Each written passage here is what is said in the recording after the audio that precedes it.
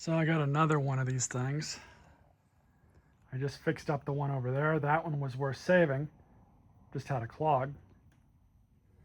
This one, I don't think we're going to be so lucky. Let's get started.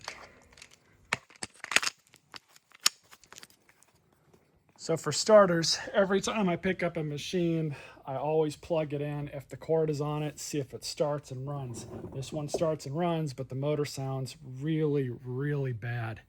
And the reason for this, I strongly suspect, is because it was run without the bag on it at some point for who knows how long, but it's got junk and stuff all over it.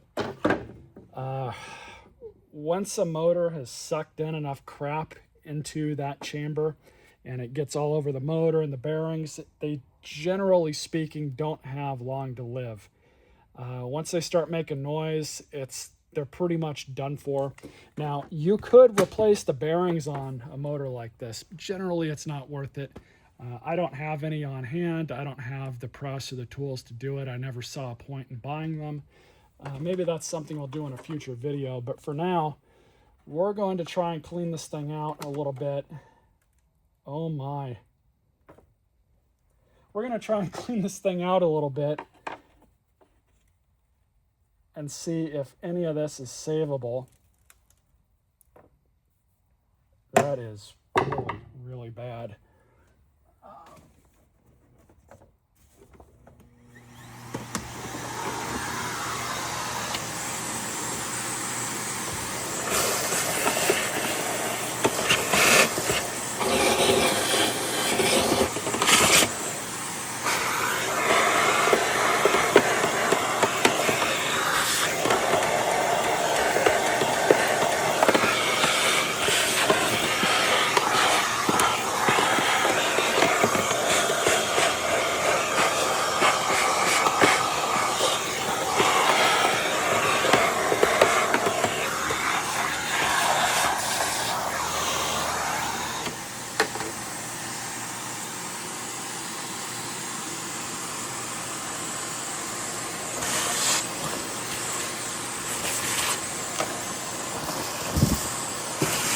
Well, there went the filter.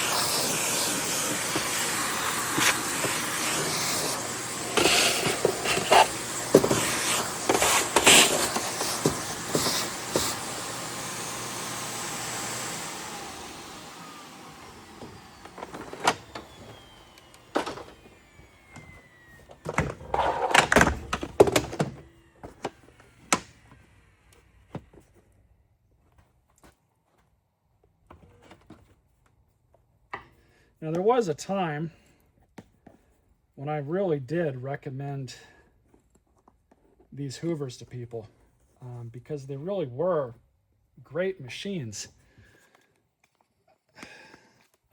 Arguably, they're probably the last of the good machines that Hoover has ever made, because nowadays the stuff that they make is basically just relabeled junk from overseas.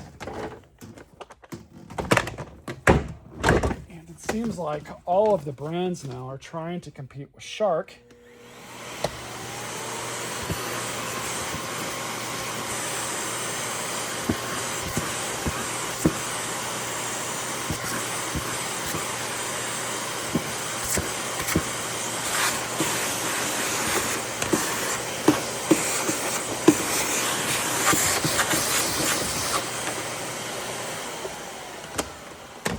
I can't believe I'm saying this, but in terms of purely just on build quality alone, when you compare a $150 Shark Navigator vacuum that they're still making some sort of version of these days to any run-of-the-mill, dare I say top-of-the-line Eureka, Bissell, or Hoover, the $150 Shark is going to be the better buy. It's going to last you the same amount of time. On the Navigator line, there's tons of aftermarket support on them for, filters and stuff. So you don't even have to buy the name brand stuff from Shark. It's still, that being said, it's still not something that I would recommend to people.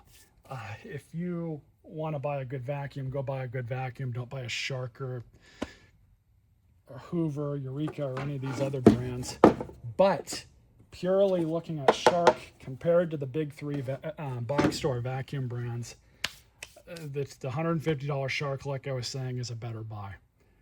They're just going to last you longer. And these old Hoovers were really a testament for their time, because Hoover has not made anything to this point that's not commercial that even comes close to competing with these. These were just phenomenal machines back in the day. I remember them very vividly, should I say, from my childhood, especially the bagless ones. We had a bagless version of these that had the cylindrical filter on it, and that thing, I did not like it. I wish we had got the bagged one. But that thing was just kind of a piece of junk. I hated emptying it, but my parents were adamant that we got it, and we had that thing up until, my dad had it out here up until maybe about 7 or 8 years ago when he finally got rid of it. But yeah, they had purchased it from Costco, and Hoover had this design going for what, like 15 years, almost 20 years. So by the time they killed it off, which was very unfortunate, they never really replaced it with anything better. So I am not going to put a bag in this thing just yet, because now there should not be any restrictions up here. The hose itself, I don't think has any restrictions on it. So it should just be pulling from down here with the air. So I'm going to plug it in, and we're going to listen to this motor and see if it's any better with no restriction on it.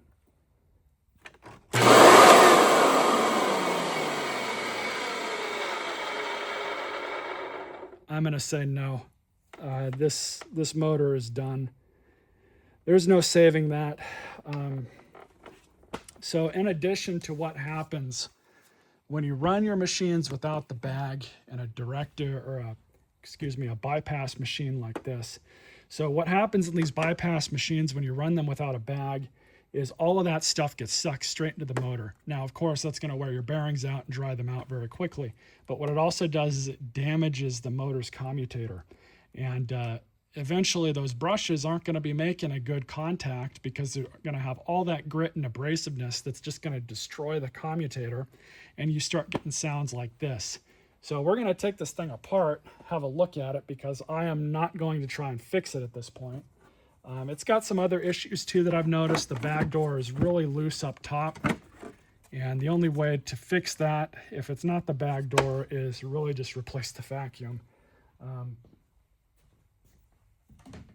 So yeah, we're gonna take this thing apart, take all the tools and attachments off. And amazingly,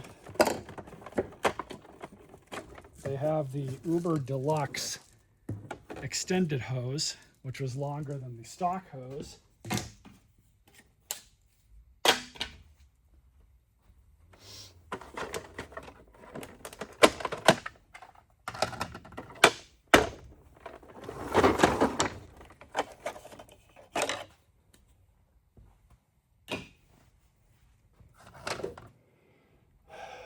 So what we're going to do is I'm going to start breaking this thing down, kind of off camera, some of it, but there are some things I will show on camera. Just because this machine is going to be scrapped, I'm not going to destroy it.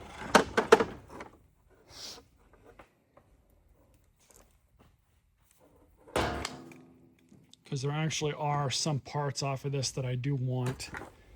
I still do see these machines from time to time in decent enough condition that they're worth saving, that I can justify keeping some parts that I know are problematic on them.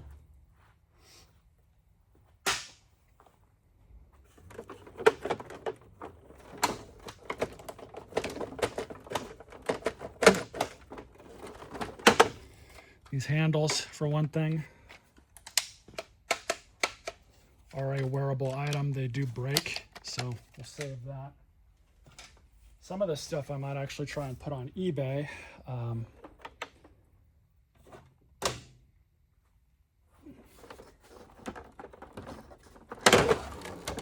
Basically what we need to do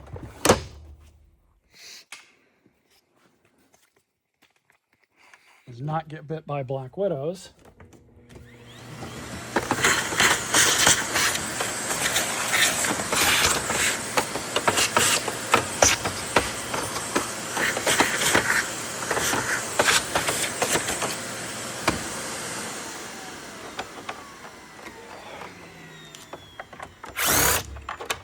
This machine has had it.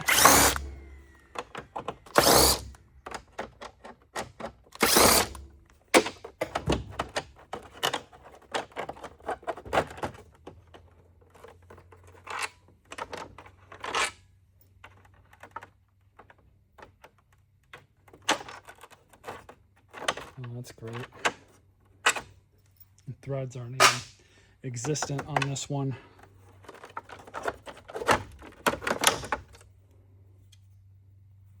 The bottom plate, we'll save that. Brush roll, old style brush roll. These are trash. These are not worth to be saved. Yeah, that'll go in the trash.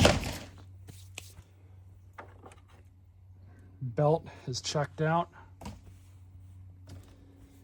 All right, so let's see what we got here. If I remember, it's been quite a few years since I've taken one of these apart.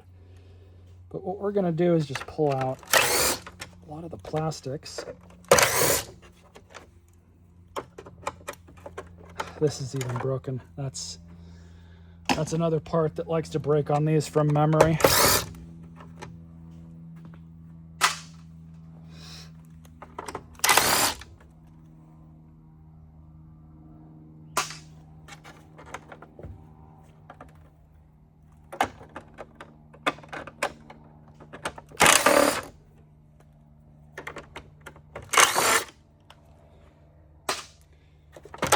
It's really just unfortunate that these just didn't last. I mean, they lasted a while, but you know, honestly, the thing that catches up to anything, no matter what it is or how reliable it is, how good the build quality is, what always catches up to things, and I try and tell people this all the time, is age. You know, this even goes to like cars and stuff like that. Stuff like, you know, Toyota Corollas that were made. I mean, the sweet year for the Corolla was, in my opinion, basically like 88 to 97. And the 97s, good luck finding parts for them that aren't already destroyed, but they were great cars back in the day.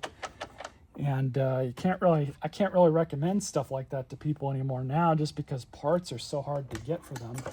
A lot of the time you have to find stuff in a junkyard, and you know, that's really hit or miss. Most of the time it's miss nowadays.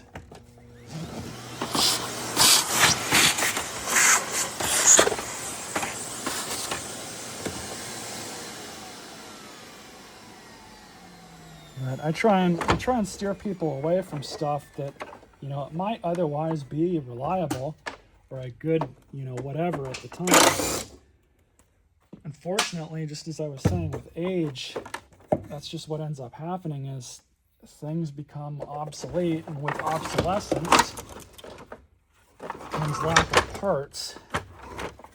And I've seen this happen for a very long time with just about every consumer item. Historically, most things that have been more protected, I should say, from that is stuff of a commercial variety. Commercial vacuums, cleaning equipment, stuff like that, that's made to be more so of an investment than something that's disposable. You'll see manufacturers support commercial grade stuff a lot longer than they will the consumer grade stuff.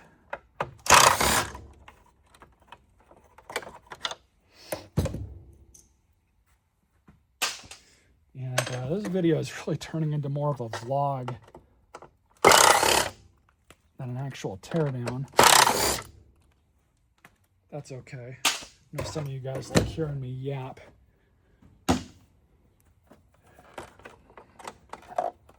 But, you know, as I was saying, these vacuums were they were really decent at the time.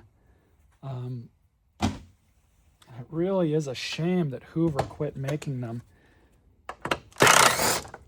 And then this is another rare part that likes to break.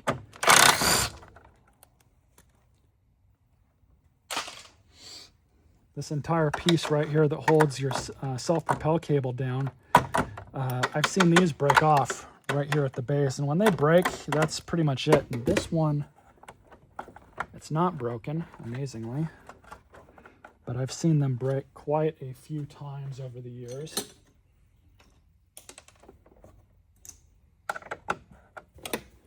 And I'm not going to save too much else from this thing. Oh, God. See what I mean?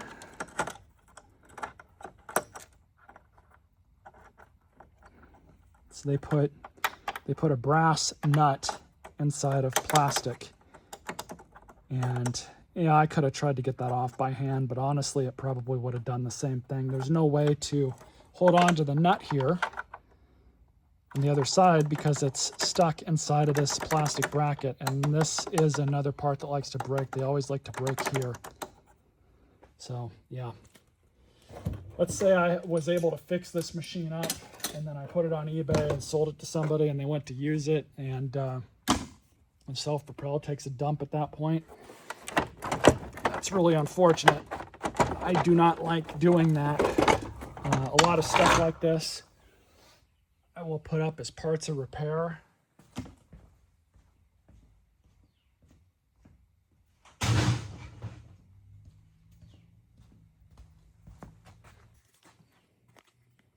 If I do decide to put up something,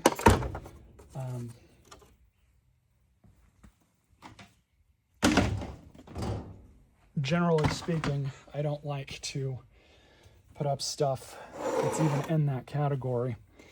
So, let me see here.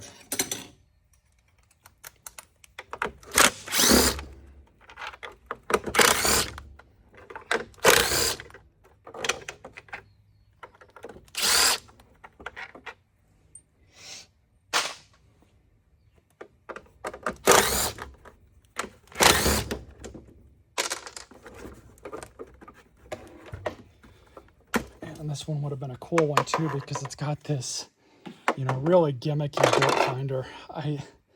I don't know that these were ever all that accurate, but when I was a kid, I thought they were cool.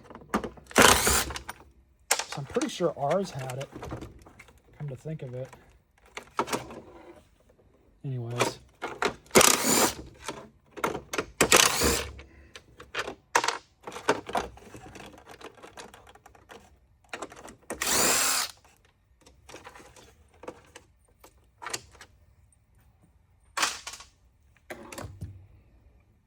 So let's see.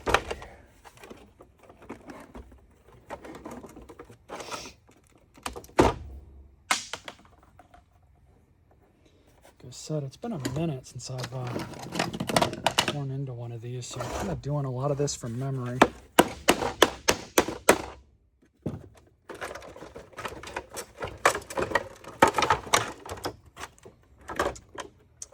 Yep, we have a really worn commutator.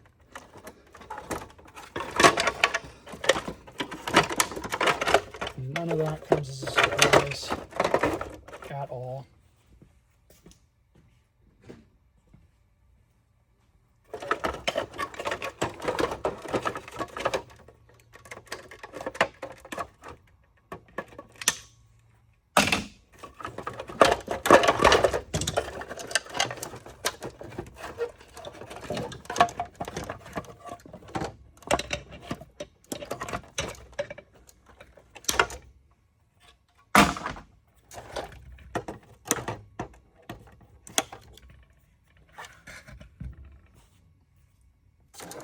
Now we have just this plastic carcass that's going to go in the trash. I really wish there was a way to recycle stuff like this. Gotta get the cord off of it too, but you guys a closer look at this motor. Oh, you can even hear it. Man, that's bad.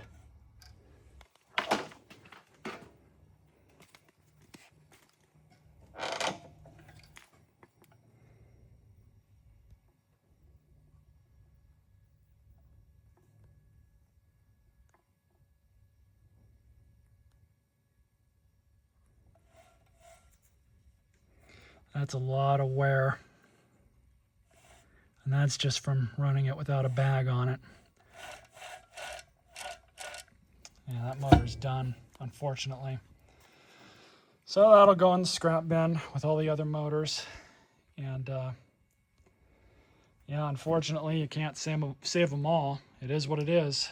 Stay tuned for more videos.